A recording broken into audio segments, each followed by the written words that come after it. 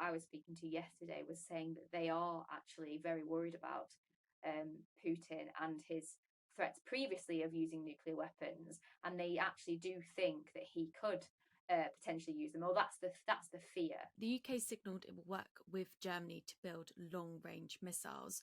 What do we know so far? So basically, John Healey, the new Defence Secretary, has been on this sort of 48-hour diplomatic blitz around Europe, and he wants Britain to be working more closely with European allies on defence projects. And he went to Berlin on Wednesday, and I was told by some of my diplomatic sources that he'd been having these meetings where they've been discussing the idea of long-range missiles.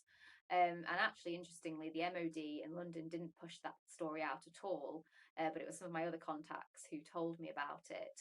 And the reason this is so interesting is because at the moment, the UK only has Storm Shadow, which are missiles that can fire at around 150 miles away. And what the UK is discussing with Germany is about building a novel new weapon that would be able to hit targets from 2,000 miles away. So this is an incredible difference. And the idea is these weapons would be stationed in Germany and be able to reach as far as Moscow. And so if Vladimir Putin did decide that he wanted to fire a tactical nuclear weapon or something else, then we would be able to respond to that. Do we have any timeline at which we might expect to see these missiles being created and being put into Germany? Do we have any indication on that?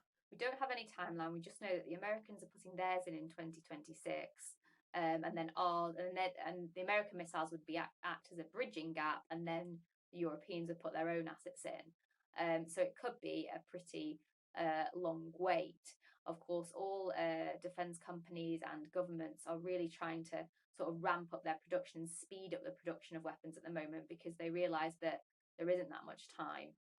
But yes, we haven't actually got a specific timeline yet. So you heard from a diplomatic source who suggested that Putin, Russia, they're reducing its threshold for nuclear weapons.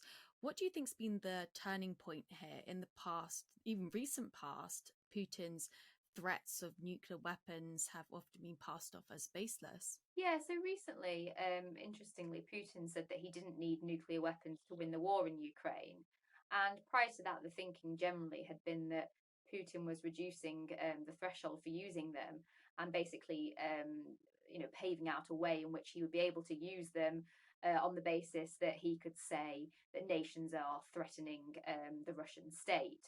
And so there's been a lot of concern amongst allies that he could use them at some point.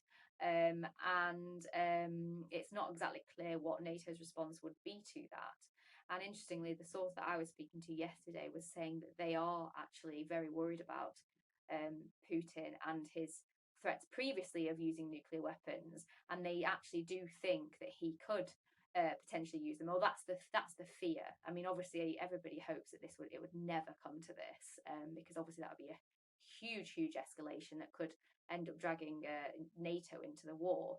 So everyone wants to avoid it as much as possible, and I guess one of the ways that you avoid that is having a deterrence effect. And the Americans have already said that they're going to be sending their long-range weapons to Germany back from 2026. And the idea of this German-British partnership, and possibly some other countries might get involved, is that they continue that deterrence effect and they replace the American missiles in a few years' time. The Times also got hold of some internal Ukrainian Ministry of Defence documents, and in it suggested that Russia probably had 2 to 4 times more active nuclear warheads than the US. How credible are these claims? What are your thoughts on it? So the Ukrainians put out quite regular, internal briefing documents for their Ministry of Defence, and so this is just one of those. And what these briefing documents tend to do is they tend to sort of use open source information and comments by people, who are considered well established, and they put them all together and they basically sort of summarise the situation and add in their own thoughts about what these risks are. So from their perspective, this whole document was quite worrying, really, because it sort of painted a picture of a Russia that was prepared to use nuclear weapons, that has got a hell of a lot of weapons at its disposal, And the idea that, Putin, if he loses in Ukraine, then of course he's going to be wanting to seek some sort of revenge, or he's going to want to be able to change what's happening on the battlefield. And obviously he could turn to nuclear weapons at that point. And also they point out in this document, though, that by threatening to use nuclear weapons, it also means that the West is very, very nervous about what it does in response to this. And so, obviously, in the West, in the forefront of people's minds over here, is if we do this, if we send Ukraine this, or start to allow them to use weapons to be fired into mainland Russia, then does Putin decide to escalate things further and use nuclear weapons, which is everyone's trying to avoid. And you heard from General Sir Rowley Walker recently that he claims that Britain has around 3 years to prepare for war.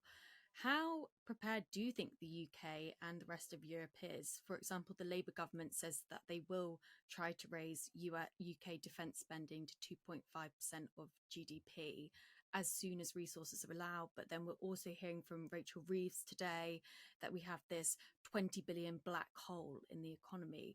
How prepared would you say the UK is?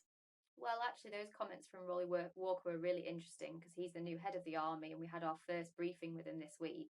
And actually, it was all pretty terrifying what he had to tell us, because he was suggesting that he really needs to modernize and transform the army because, well, he was suggesting that it's not actually ready as it in its current form, and therefore he needs 3 years to increase the lethality of the army to ensure that its sort of equipment that it's already got becomes more lethal, so it can become it can take certain weapons can take out more targets by using um, precision strike.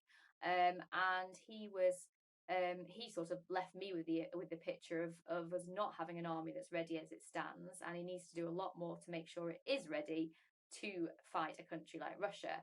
Of course, we've got to remember that Britain's not going to be fighting alone in this situation.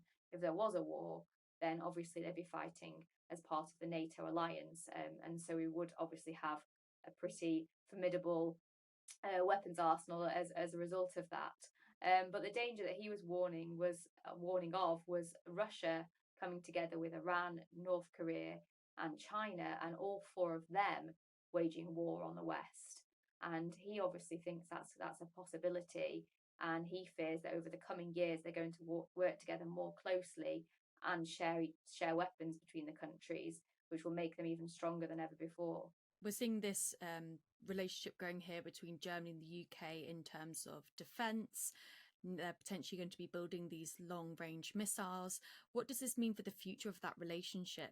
Well, I think that both countries want to work closely together, and they want that to strengthen. Previously, there was some friction between Britain and Germany over various things, but mainly a phone call that emerged where the Germans were discussing highly sensitive British capabilities in Ukraine, and they also talked about British special forces being in Ukraine, and this was all about a decision on whether Germany would send Taurus missiles to Ukraine. Sorry, excuse me. And that was based on the fact that they were looking at what the Brits were doing, because the Brits had Storm Shadow weapons in Ukraine, and the Taurus weapon is very, very similar. And so the Brits were really angry that all this information had leaked out. The Russians put out the details of the phone call, and for a time it was all quite tense. So I think now they want to work together more, and they're going to be looking at a lot more projects that they can do together. And whilst John Healey was visiting Germany this week, he sort of set out this whole joint statement of intent of things that they could do together to make them their militaries more closer. And finally, have we had any response from the Kremlin on this recent development on Germany and Ukraine's plans to build these long range missiles?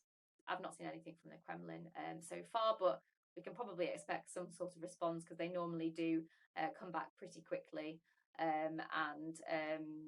Yeah, we'll have to keep watching that.